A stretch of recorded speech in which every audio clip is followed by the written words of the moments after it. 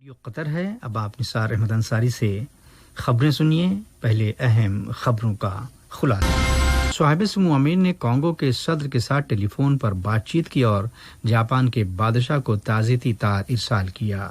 وزیر تجارت و صنعت نے آج عوامی نجی شراکت داری ڈیولپمنٹ کانفرنس کا افتتاح کیا۔ صحت نے آج کووڈ-19 کی وبا کا شکار 1005 مریضوں کی صحتیابی کا اعلان کیا ہے۔ اور عرب اور یورپی ملکوں نے غرب اردن کے انضمام سے متعلق اس سالی منصوبے کو رد کیا۔ اور اب پیش خدمت ہے آج کا دوسرا نشریہ۔ بسم اللہ الرحمن الرحیم۔ صاحب سمو امیر شیخ تمیم حمد آل ثانی نے عوامی جمہوریہ کانگو کے صدر مسٹر فیلکس سے ٹیلی فون پر دو طرفہ تعلقات اور انہیں فروغ دینے کے وسائل کا جائزہ لیا۔ اس موقع پر ہونے والی بات چیت مشترکہ مفاد کے دیگر کئی امور پر مرکوز رہی۔ دریاسنا صاحب سمو امیر نے جاپان کے بادشاہ ناروہیتو اور وزیر اعظم شینزو آبے کو ان کے ملک کے مغربی حصے میں آنے والے سیلابوں میں ہوئے جانی نقصان پر تعزیت کرتے ہوئے زخمیوں کی جلد صحتیابی کے لیے نیک خواہشات کا اظہار کیا۔ وزیر تجارت و صنعت علی بن احمد الکواری نے آج عوامی نجی شراکت کی ترقی پر ہونے والی ایک کانفرنس کا افتتاح کیا، جس کا مقصد سال 2020 کے قانون نمبر 12 کے تعلق سے بزنس سیکٹر میں بیداری کو اجاگر کرنا ہے، جسے صاحب سمو امیر شیخ تمیم حمد آل ثانی نے جاری کیا تھا اور اس پر ملک کے دونوں سیکٹرز میں جولائی کی 11 تاریخ سے عمل درآمد ہوگا۔ افتتاحی سیشن سے خطاب کرتے ہوئے وزیر تجارت و صنعت کا کہنا تھا کہ مذکورہ قانون عوامی اور نجی سیکٹرز کے درمیان ایک اضافی کمپلیمنٹری پارٹنرشپ یا شراکت داری کے مترادف ہے اور قطر نے کورونا وائرس کی وبا کے بیچ پرائیویٹ سیکٹرز کے سپورٹ کے لیے پہلے ہی سے سالمیت پر مبنی اسٹریٹجی قائم کر رکھی ہے۔ وزیر مملکت برائے امور خارجہ سلطان بن سعد المریخی نے آج برطانوی وزیر برائے مشرق وسطی و شمالی افریقہ جیمز کلیورلی کی جانب سے ایک ٹیلی فون کال وصول کی، جس میں طرفین نے دو طرفہ تعلقات سمیت مشترکہ دلچسپی کے دیگر معاملات کا جائزہ لیا۔ دریاسنا جناب مریخی کو کوسووا کے نائب وزیر امور خارجہ محمد براج شوری کی طرف سے بھی ایک ٹیلی فون کال موصول ہوئی۔ ریاست قطر نے ویڈیو لنک کے ذریعے ایک اجلاس میں حصہ لیا تاکہ افغانی امن کے عمل کے لیے علاقائی و بین الاقوامی اتفاق رائے کو مضبوط و مستحکم کیا جا سکے۔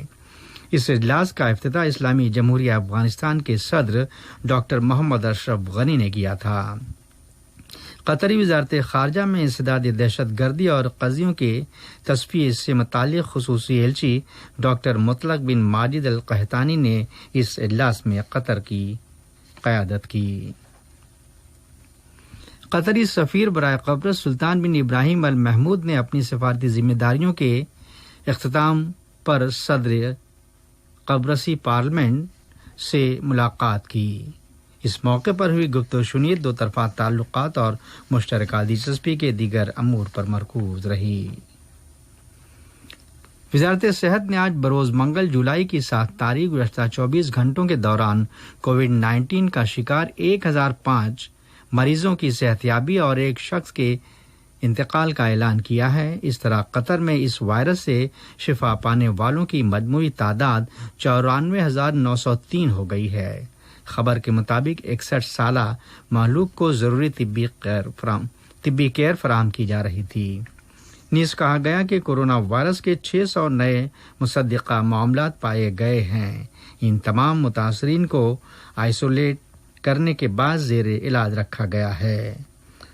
وزارت صحت کا مزید کہنا تھا کہ وائرس کے عدم پھیلاؤ کے لیے کی جانے والی کوششوں میں کامیابی ملتی جا رہی ہے، جس کا بیان ثبوت انفیکشن کے گراف میں بتدریج گراوٹ یا کمی ہے۔ خیال ہے پچھلے کئی ہفتوں سے یومیہ نئے کیسز اور اسپتالوں میں داخل کیے جانے کے معاملات میں کمی دیکھنے میں آئی ہے۔ وزارت نے عوام سے اصرار کیا ہے کہ وائرس کے کنٹرول میں احتیاطی تدابیر اور حفاظتی اقدام سے متعلق اپنے رول ادا کرتے رہیں۔ وزارت صحت نے ترکی میں 4 ایسے طبی مراکز کو منظوری دی ہے جہاں قطری شہری کووڈ-19 کے ٹیسٹ کرا سکتے ہیں اور منفی رپورٹ آنے پر انہیں قطر پہنچنے پر لازمی ہوٹل کوارنٹائن سے مستثنی قرار دیا جائے گا۔ تاہم باوجود اس کے ایسے تمام افراد کو 14 دنوں کے لیے اپنے گھر ہی میں کوارنٹائن کرنا ہوگا۔ یہ خبریں ریڈیو قطر سے نشر کی جا رہی ہیں۔ کووڈ-19 کی وبا کے اثرات سے متعلق دنیا کے دیگر حصوں پر نظر ڈالی جائے تو فی الوقت 11.6 ملین افراد پازیٹیو اور 5,37,000 سے زیادہ متاثرین ہلاک ہو چکے ہیں۔ عمان کی وزارت صحت نے آج اپنے ملک میں 1262 نئے کنفرم کیسز کی رپورٹ دی، جہاں اب کووڈ-19 کی وبا کے متاثرین کی مجموعی تعداد 49,000 ہو گئی ہے۔ ادھر کویت میں آج نئے 601 انفیکشنز کے معاملات کے بعد یہ تعداد بڑھ کر 51,245 ہو گئی، جبکہ آج ہی کے دن ایران میں 200 لوگوں کی کورونا وائرس سے موت واقع ہوئی ہے، جو ماہ فروری میں وائرس کی وبا پھوٹ پڑنے کے بعد ایک دن میں ہونے والی ہلاکتوں کی اب تک کی سب سے زیادہ تعداد ہے۔ یاد رہے اتوار کے روز وہاں 163 لوگوں کا انتقال ہوا تھا۔ اسی دوران روس میں آج 12ویں دن بھی یومیہ ہلاکتوں کی تعداد 6,000 سے زیادہ ہی بیان کی گئی ہے، جبکہ صحت سے متعلق اتھارٹیز نے آج کورونا وائرس کے 6,368 نئے کیسز کی رپورٹ دی، جہاں اب متاثرین کی مجموعی تعداد 6,94,230 سے تجاوز کر گئی۔ مقبوضہ غرب اردن کے حصوں کے انضمام سے متعلق اسرائیلی منصوبے کے خلاف 9 عرب ملکوں نے ایک مؤثر بین الاقوامی موقف اختیار کرنے کا مطالبہ کیا ہے۔ اس کے علاوہ آج ہی کے دن جرمنی، فرانس، اردن اور مصر کے وزرائے خارجہ کی جانب سے بھی غرب اردن کے فلسطینی علاقوں کے الحاق سے متعلق اسرائیلی منصوبے کے خلاف شدید احتجاج کیا گیا۔ اقوام متحدہ کی ایک رپورٹ میں آج کہا گیا ہے کہ شامی حکومت کے دستوں نے ملک کے شمال مغربی شہر ادلیب کے اطراف باغیوں کے زیر کنٹرول علاقوں میں واقع کئی اسپتالوں، اسکولوں اور مارکیٹس پر سلسلے وار حملے کیے۔ برطانیہ نے صحافی جمال خاشقجی کے قتل میں ملوث سعودی عرب کے 20 شہریوں کو ہدف بناتے ہوئے ان کے خلاف اقتصادی پابندیاں عائد کرنے کا اعلان کیا ہے۔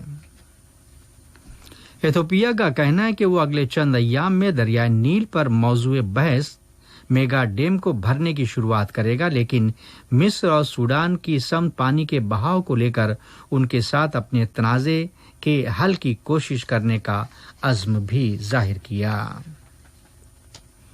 لبنان کے وزیر داخلہ محمد فہمی نے مقامی روزنامہ الجمہوریہ کو دیے گئے ایک بیان میں کہا کہ وزیر اعظم حسن دیاب مستعفی نہیں ہوں گے۔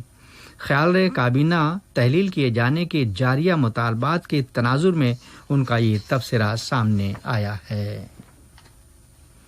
عراقی وزیر اعظم مصطفیٰ الکاظمی نے بغداد میں محقق ہشام الہاشمی کو ان کے گھر کے نزدیک گولی مار کر ہلاک کیے جانے کے فوراً بعد قاتلوں کو انصاف کے کٹہرے میں کھڑا کرنے کا عزم ظاہر کیا۔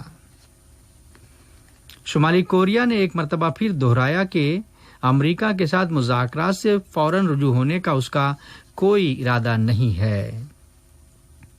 واضح رہے یہ بیان ایسے وقت دیا گیا کہ امریکہ کے ایلچی برائے جوہری امور جنوبی کوریا پہنچنے والے ہیں تاکہ جمود کا شکار نیوکلیئر ڈپلومیسی پر تبادلہ خیال کیا جا سکے۔ اور ایران کے مغربی صوبہ کرمنشاہ میں قصر شیریں کے مضافات میں آج بروز منگل ریختر پیمانے پر 4.4 ڈگری کی شدت کا زلزلے کا ایک جھٹکا محسوس کیا گیا۔ فوری طور پر کسی نقصان کی کوئی رپورٹ موصول نہ ہو سکی۔ آج کا نشریہ ختم ہونے سے پہلے اہم خبروں کا خلاصہ ایک مرتبہ پھر سماعت فرما لیجیے۔ صاحب سمو امین نے کانگو کے صدر کے ساتھ ٹیلی فون پر بات چیت کی اور جاپان کے بازیتی تار ارسال کیا۔